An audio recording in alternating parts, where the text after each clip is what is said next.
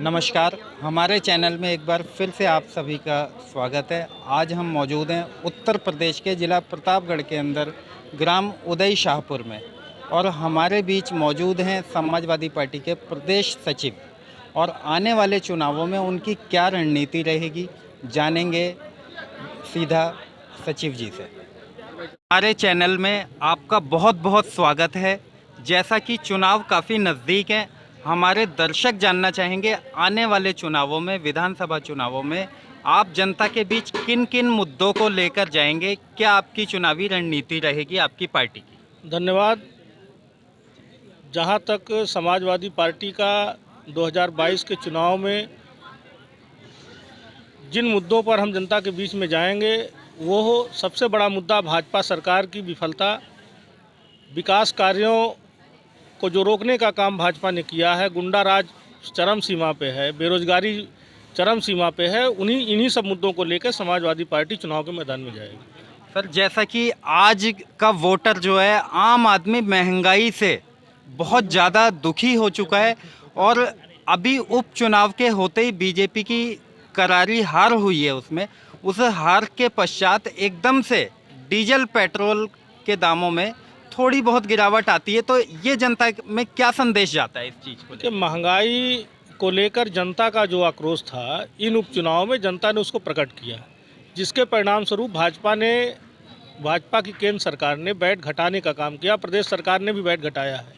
22 के बाद जो महंगाई भाजपा लाई है, उसको वापस करने का काम जनता चाहती है, उसी के लिए वोट करेगी। जैसा कि अभी लखनऊ के अंदर काफ़ी आवेदक थे, जो शिक्षक भर्ती के आवेदक थे, जिन्होंने आवेदन किया था, उनका कहना ये है कि मौजूदा सरकार ने हमारे साथ बहुत अन्याय करा है। केशव जी को देख के हमें काफ़ी उम्मीदें थी, उनके बारे में 2 शब्द आपसे सुनना चाहेंगे। देखिए, जहाँ तक शिक्षकों की भर्ती का मामला हो या अन्य भर्तियों का मामला हो, आरक्षण को समाप्त करने की जो पॉलिसी भारतीय जनता पार्टी लाई है, उसके विरोध में पूरे समाज के लोग आक्रोशित हैं, और समय आने पर मूल ब्याज सहित भाजपा को लौटाने का काम करेंगे। जहाँ तक मौर्य समाज की बात है, या माननीय केशव मौर्य जी के उप मुख्यमंत्री होने की बात है, तो उप मुख्यमंत्री कोई संवैधानिक पद नहीं होता।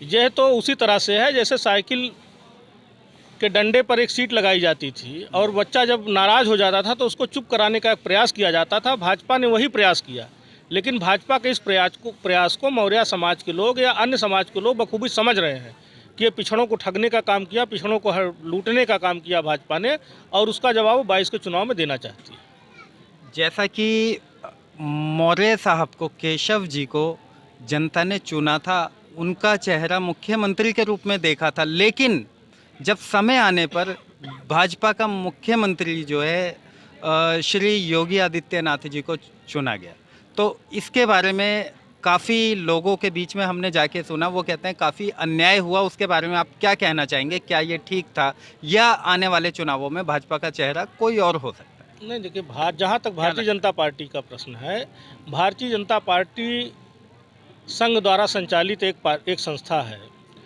जो कि हमेशा पिछड़ा विरोधी रही है। सबसे पहले उत्तर प्रदेश में कल्याण सिंह को बेदखल किया गया मुख्यमंत्री पद से, उसके बाद मध्य प्रदेश में उमा भारती को पदमुक्त किया गया, और केशव प्रसाद मौर्य जी तो केवल एक मोहरा मात्र थे। उनको तो, क्योंकि उनको पता था कि बिना पिछड़ों को सत्ता नहीं मिलेगी, एक मोहरा बना के सत्ता प्राप्त की गई थी। केशव मौर्य जी भी जानते हैं कि वो ना तो उनको मुख्यमंत्री पद मिलेगा, और ना ही वो कभी उस पद के दावेदार थे। रही बात भविष्य की, तो काठ की हांडी बार बार नहीं चढ़ती है। अब भारतीय जनता पार्टी चाहे जो कुछ भी कर दे, यहाँ तक कि अगर योगी जी को हटा के केशव जी को भी मुख्यमंत्री बना देती है, जिस तरह से उन्होंने उत्तरांचल में किया है, तब भी यहाँ पर कुछ होने वाला नहीं है, क्योंकि यहाँ की जनता मन बना चुकी है इस पिछड़ा विरोधी और दलित विरोधी सरकार को हमको उखाड़ के फेंकना है। जो छात्र केशव जी से काफ़ी उम्मीद रखते थे और उनसे मिलने की कोशिश की, तो उन पे लाठियाँ भांजी गई, तो उन छात्रों को आप हमारे चैनल के माध्यम से, उन आवेदकों को क्या संदेश देना चाहेंगे, जिससे कि उन्हें काफ़ी तसल्ली मिले? देखिए, केशव जी से उम्मीद करना ही नाकाफ़ी है, क्योंकि केशव जी को ना तो जानकारी है, ना तो पावर है। उनको तो ये कहा जाए मिनिस्टर विदाउट पोर्टफोलियो, उनके विभाग की जांच मुख्यमंत्री करवा रहे हैं, उनके स्वयं के विभाग के टेंडरों की फाइल माननीय मुख्यमंत्री जी करते हैं। तो केशव जी तो वैसे ही बिना पावर के मंत्री हैं, उप मुख्यमंत्री हैं। ये तो केवल पिछड़ों को दिखाने के लिए एक उनको पद दे दिया गया है। बाकी केशव जी के पास कोई ऐसी पावर है नहीं जिससे वो कुछ कर सकें। और जो छात्र मुख्यमंत्री से या उप मुख्यमंत्री से न्याय नहीं मिली है, मैं उनसे कहूँगा कि अखिलेश जी को मुख्यमंत्री बनावें और आने वाले समय में जो भी उनकी मांगे हैं, जो भी यथासंभव मांगे होंगे, उसको पूरी कराने का काम हम लोग करेंगे। समाजवादी पार्टी करेगी, माननीय अखिलेश यादव जी करेंगे। जैसा कि अभी आपने देखा, हमारे साथ मौजूद थे मौजूदा प्रदेश सचिव समाजवादी पार्टी के। उन्होंने जो छात्र लखनऊ के अंदर धरना प्रदर्शन में बैठे हैं और न्याय की मांग कर रहे हैं अपनी नौकरी को लेके, जबकि उन्होंने बताया हमें कि हमारे अंदर वो योग्यताएं हैं, उसके बाद भी ओबीसी वर्ग होने की वजह से हमको शायद नौकरी नहीं दी गई।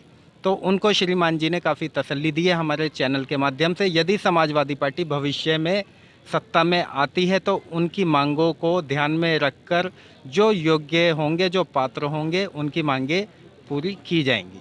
ऐसी ही तमाम खबरों के लिए हमारे साथ बने रहिए। मैं आकाश मौर्य, न्यूज़ 24 मीडिया के लिए। धन्यवाद।